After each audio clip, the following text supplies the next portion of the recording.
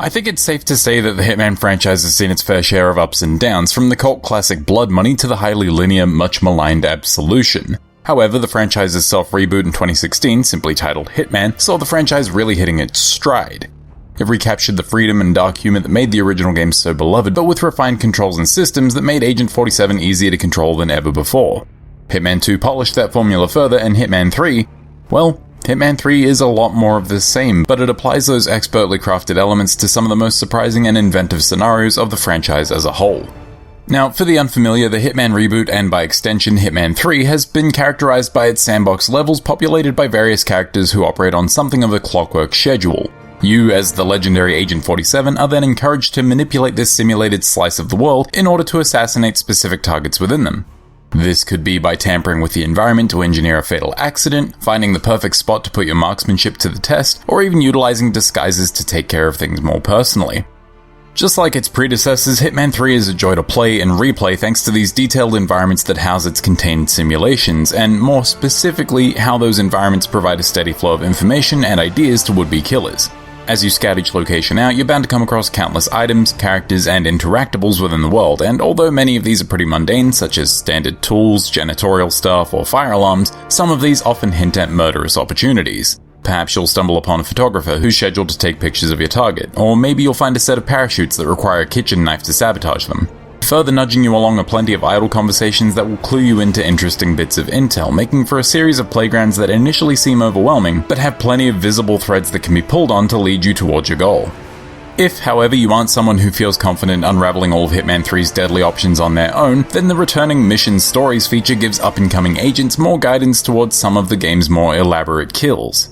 While these options do present you with waypoints and tips that point you towards certain items and disguises, they don't hold your hand 100%, usually landing you in a position where it's possible to execute a handful of different kills rather than leading you directly into one single assassination. But no matter if you're willing to find Hitman 3's most intricate forms of assassination by yourself, or you're happy to let the game's mission stories lead you through, the game provides slick controls that let you operate like a real professional. Shooting, for instance, has never been the Hitman series' strongest suit, but the last few games delivered solid, no-frills gunplay that remains unchanged in Hitman 3. With that said, playing the game on PS5 had me much more inclined to use its ballistic options on account of the DualSense's adaptive triggers, which give a different level of resistance depending on the type of weapon you're using. On top of that, I found that they made the game's steady aim feature, which activates precision aim on some guns by partially squeezing the trigger, much easier to use. These minor improvements, in addition to being hardware specific, are ultimately superficial, however, and if you were to put Hitman 3's gunplay alongside the previous two games, I don't honestly think I could distinguish between them. The game's stealth elements are also largely the same, with clear indicators that tell you when you're in a restricted area, when NPCs have been distracted, or when they're able to see through your disguises or have become suspicious of you. Enemies are easy enough to distract, though they will call you out for trying to distract them while they can still see you, and, like the rest of the world that they occupy, they operate on a schedule, making them predictable as well as malleable, the two perfect ingredients for ideal stealth gameplay. Also, like its predecessors, Hitman 3 continues to offer a surprising amount of mobility, letting you climb pipes and ledges and providing plenty of methods of ingress in its various sandboxes, while also giving you an alternative with its more puzzle-oriented disguises and areas of corresponding security levels. Simply moving around these simulated dioramas is enjoyable because there are so many different ways to do it, and although a lot of this has been present across the entire reboot series, Hitman 3 does introduce one new wrinkle to that mix: permanent shortcuts.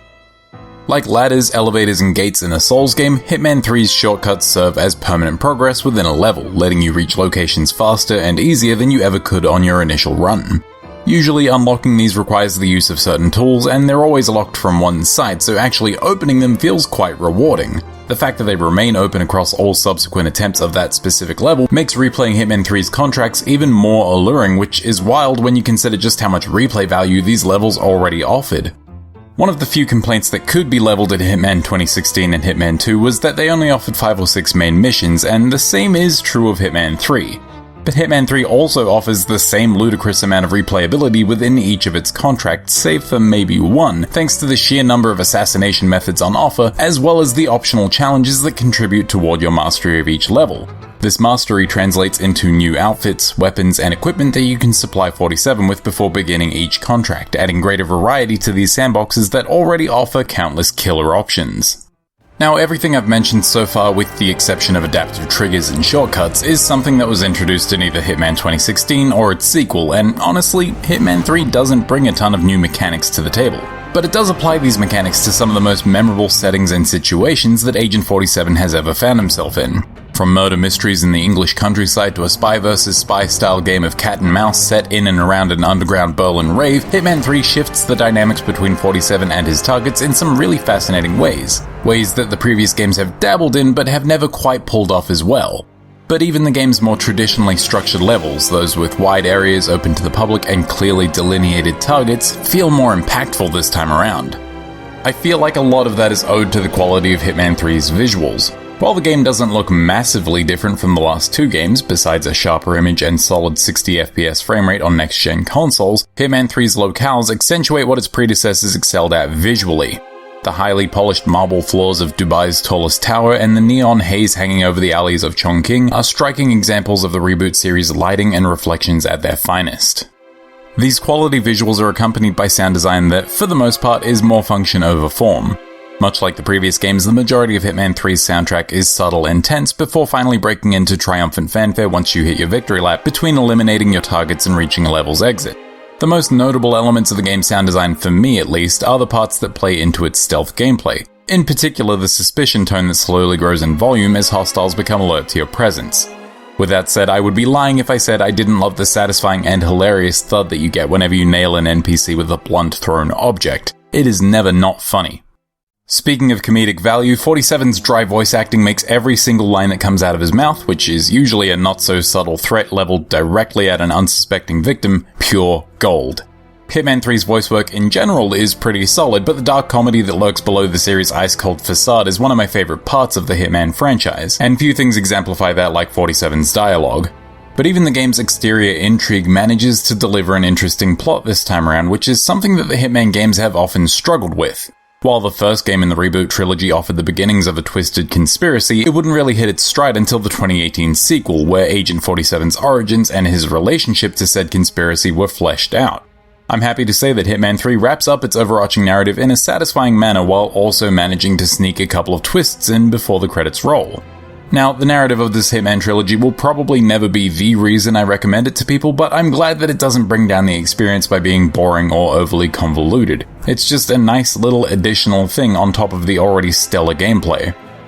I have spent much of this review talking about how a lot of what makes Hitman 3 great is lifted from the previous Hitman games, but while that may be true, it doesn't make it any less worthwhile. Honestly, I think IO Interactive nailed a lot of what makes these games so fun during their first attempt in 2016, and the things they didn't get right there were polished up in the sequel 2 years later. Hitman 3 may ultimately be more of the same, but that same might just be the best it's ever been. It's not a perfect game, as I did encounter launch period server issues that caused some unnecessary pauses in gameplay, and a few rare but noticeable audio glitches where music or voice clips cut out prematurely, but these were incredibly minor compared to everything else that Hitman 3 does right, and it does so much right. So with that, Hitman 3 is excellent. With some of the most memorable and interesting murder playgrounds of the entire franchise, Hitman 3 is IO Interactive sticking the landing on this Reboot series. Like the games that came before it, Hitman 3 features a low-skill floor with its refined controls and the mission's story options, while still promoting high-level play through the challenges and mastery systems that reward players for earning higher scores. With such a massive amount of replayability coupled with a striking level of visual fidelity, this is a must-play in my books, as is the rest of the Reboot trilogy, so if you haven't touched any of them, then I highly recommend grabbing them all at once and playing them via Hitman 3, cause that's a thing that you can do. Hitman 3 is available for Xbox One, the Xbox Series, PS4, PS5, and PC.